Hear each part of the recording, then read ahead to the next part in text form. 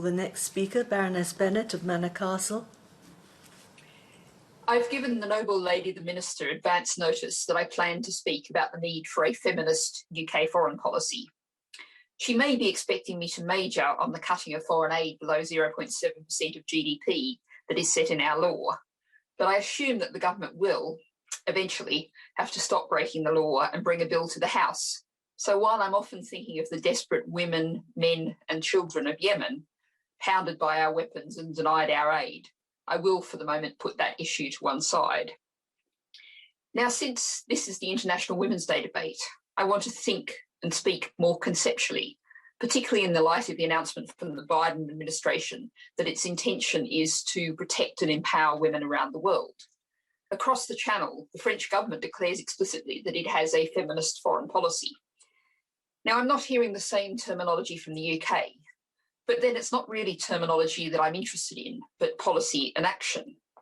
Around the world, women and girls are increasingly using human rights law to try to force climate justice, from the Senior Women for Climate Protection Switzerland going to the European Court for Human Rights, to the case from 16 children are taking to the UN Committee on the Rights of the Child. But a feminist foreign policy goes well beyond protective action and positive action.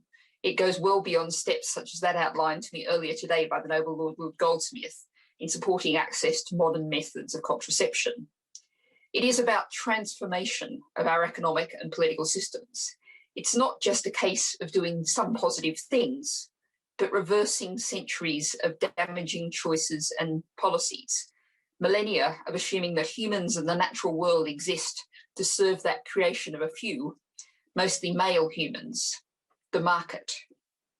It means not operating for the military-industrial complex or the fossil fuel finance complex, but creating a world that creates a decent life for every individual, from every newborn baby to every centenarian, that allows ecosystems to flourish and wildlife, for a start, to survive.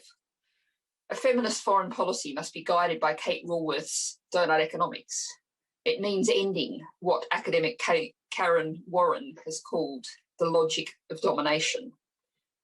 Some global progress is being made, notably in the increased operationalisation of the rights to universal health care that have long been contained in the UN Universal Declaration of Human Rights. Not, however, in the UK, where access to healthcare has been taken backwards for many non-citizens.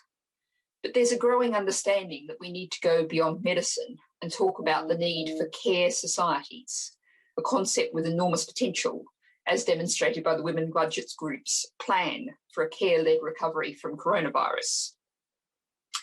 So I've talked largely in big, abstract terms. What does that mean practically? It means caring for and welcoming refugees as survivors of our disastrous policies, large parts of our wealth having been robbed from them, rather than treating them as threats. It means stopping pumping vast quantities of arms into a world choked with them.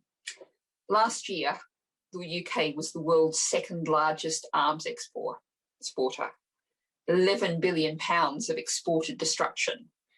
Many women, children and men will die as a result. It means acknowledging the historic and continuing massive damage from colonialism and paying reparations for it, with the frame of loss and damage at the COP26 talks providing an important potential way forward. What's been called the maelstrom, millennia of thinking of the planet as a mine and a dumping ground and people as an exploitable asset, has produced a maelstrom of destruction and a world on the edge of disaster. A feminist world can be one that lives within the physical limits of this one fragile planet while caring for all. Caring is key.